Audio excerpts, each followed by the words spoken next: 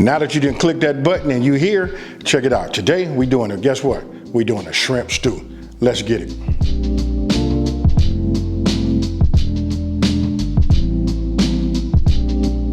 You see, look, we got flour, fire roasted tomatoes. Look, now I gotta show you this part right here. This is water and the paste together, right?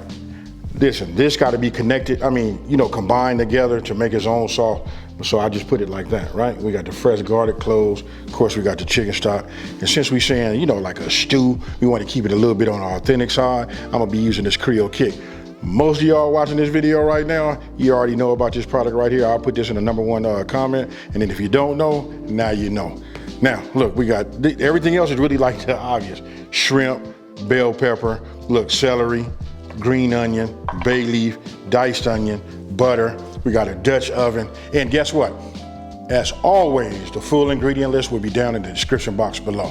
Let's work. So look, the first thing we're gonna do is we're gonna melt our butter, right? I already put a little heat under my Dutch oven. You see that right there? That's where I like to start. Don't wanna burn my butter right off the back, so I'm gonna go ahead and just add this. You know what I mean? And we're gonna get that to start to melt. Now, if you guys take a look over here, I gotta say this, because listen, a lot of us don't do it.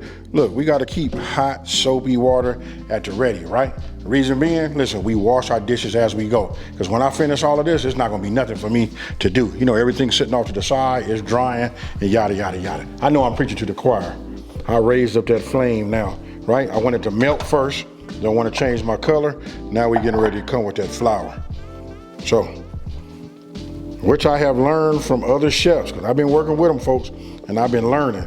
They don't really put it in like how I'm doing right now, right? They put it in like this. I was always taught just a little bit at a time, right? But I'm gonna just say I didn't have a chance to work with some great chefs like Aaron McCargill Jr., you know what I mean? Kenneth Temple. And these gentlemen, listen, when you're working next to a chef and they do something this way, you know what I mean? And it turns out great. I don't let my eyes just deceive me. If they can make it like that, I can too.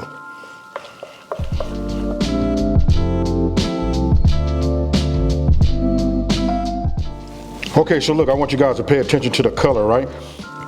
I'm staying at like that medium heat, putting a little heat on it. The key is you gotta keep your elbow and your wrist and everything going. You know what I mean? You just don't wanna stop. That's the key to not, getting it to burn. And I know that I could turn this fire up even higher and go with I can go almost like a good medium size flame, like a medium high, as long as I keep doing what I'm doing, right? But for us beginners, you know what I mean? We just want to take our time. It'll probably take you about 25 minutes to do it this way. What you're doing is you're building up your confidence, you smelling it, you looking at it right there. You're probably telling everybody that's around the kitchen, you like, hey, come here and look at this. You know what I mean? But what we're gonna look for is that dark chocolate color. Right, so I'm just gonna keep on, stirring this up just like this, and then we're gonna have some success, folks, right here on camera.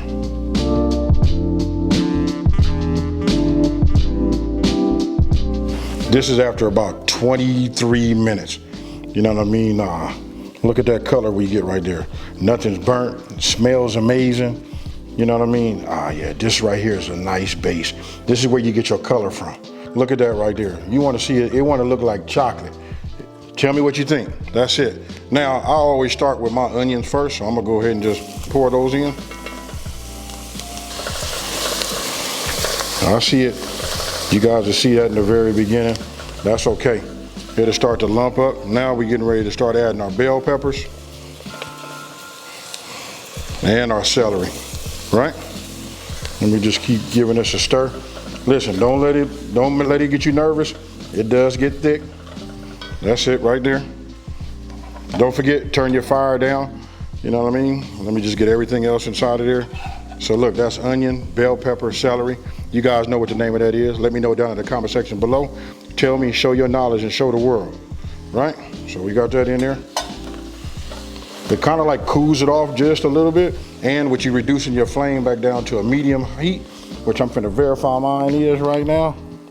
So while that's sitting there and that's doing this thing, guess what? I'm finna load up my garlic press, right? Because we want those flavors to be in there too.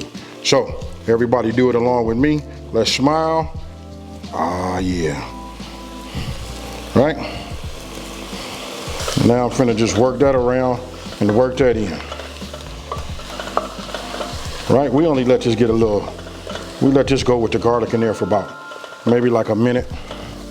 That fresh garlic, it smells amazing. Everything you put in here. I almost said what the name of them veggies was, but I'll wait to read it down in the comment section below. You see it starting to boil right there? That's your veggies starting to sweat down and release their juices. Things are starting to marry together. Look right there. You see that? That's what you want to see. You want to know why Creole and Cajun and that down south, you know, food tastes so good? Listen, that's because you start building layers on top of layers, right? Now, I'm gonna get ready and add my diced tomatoes. Look, fire roasted, folks. Can you smell what I'm cooking? For our tomato paste, right? Our water. Get this nice and blended. You don't want to pour it in there, then it'll get diluted and lost. You want to make it just like this right here. You see that right there? That's the consistency we're looking for. Now we add this to the party. Now we mix. What I like about these square edge, you know, bamboo and wooden utensils, look, when you're working on a flat bottom piece, look, on the bottom surface, you can just hit it. It scrapes up all of the fine, all of that. This is where your flavor's at, folks. Make sure you're at a medium flame now. Now we got green onions. We finna just go ahead and introduce that, you know, to the party. All of the fine comes up nice and easy now that we sweated down sweated down our veggies, right? So, and then you wanna go ahead and grab yourself your stock, right? And now you just start bringing that, right? And now you just wanna continue to stir. You want all of that thickness, you know what I mean, to go away. Remember, we call this a stew. Ah, yeah. This is it. Now we're gonna wanna bring this up, you know, to a boil. And then we're gonna reduce to a simmer. So you see I done changed my tool. I done went back to my spatula, right? That's so I can get everything off of the side, you know, and rub it nice and smooth, get all that. Anything you see on the side, that's flavor, folks, right? You see that color? That's what you want. As we're getting ready to bring this up to a boil, look, I got these bay leaves right here. We're just gonna go ahead and add them and let them do their thing. Okay, I want you guys to see, look, it's coming up on the boil, right? And I'm gonna do a little, I guess we'll just look at the thickness of this. You can just see how it is. You know what I mean? If I hold it like that, you can just see it runs off. It's on its way to becoming thick on its own, right? But what we're doing is we bring it up to a boil, like where we at right now. You know, we got them bay leaves in it, right? So now I'm gonna reduce it down to a simmer. This is when you want to add your Cajun or Creole seasoning. You know what I mean? Don't forget to look down in the description box below, and that's where you guys will put whatever you want to put in there. As far as I got some suggestions for you. If you guys don't already have, you know, this Creole Kick, I suggest you guys go ahead and pick this up. I promise you'll come back, or just ask the people in the comments, because a lot of people have this already. Look, this is like when I say a #1 seller, this is hey, it's been like that for years too. So we just go ahead and add that, and this right here is what makes it authentic. So look, you can see now we at a simmer. I can see the edge of my bay leaf. You can see your veggies in there. I just tasted it. I got it seasoned just right.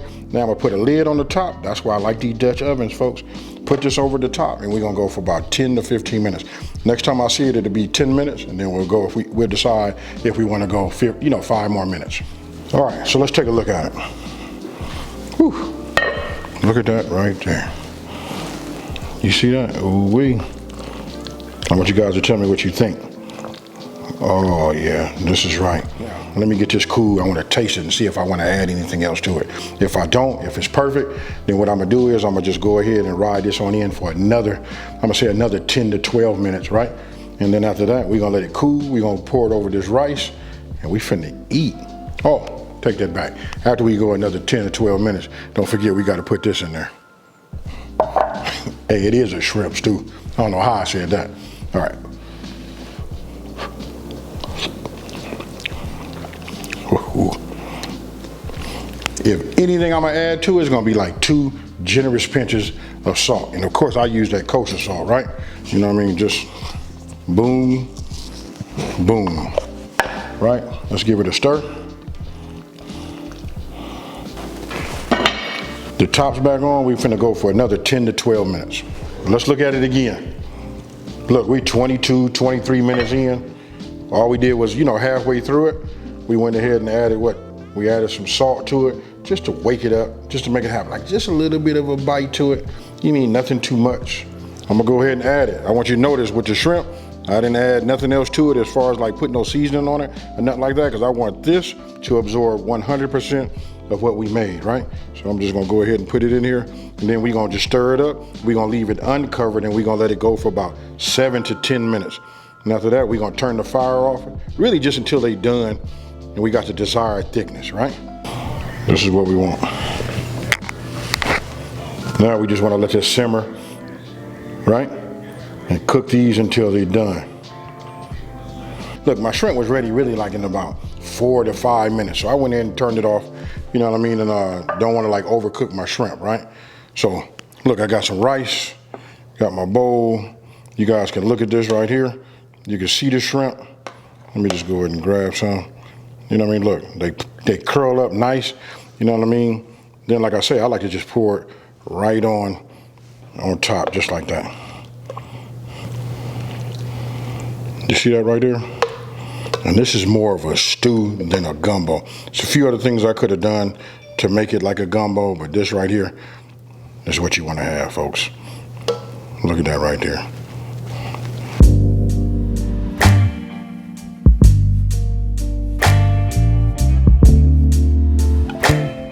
I got it. When you look at this, you might be thinking like, ooh, that's a gumbo. But listen, try this just the way this is, and let me know down in the comment section below how you guys would do it. But check it out, folks. I want you guys to come on in here. It's time for me to mix this all up now, because you can see, oh, let me get this. Hey, you know what? I usually throw these out, but I'm gonna stick it right there. I want it to continue to do its thing. All right, let's get some of that tomato. We got that shrimp. It's probably done cooled down enough.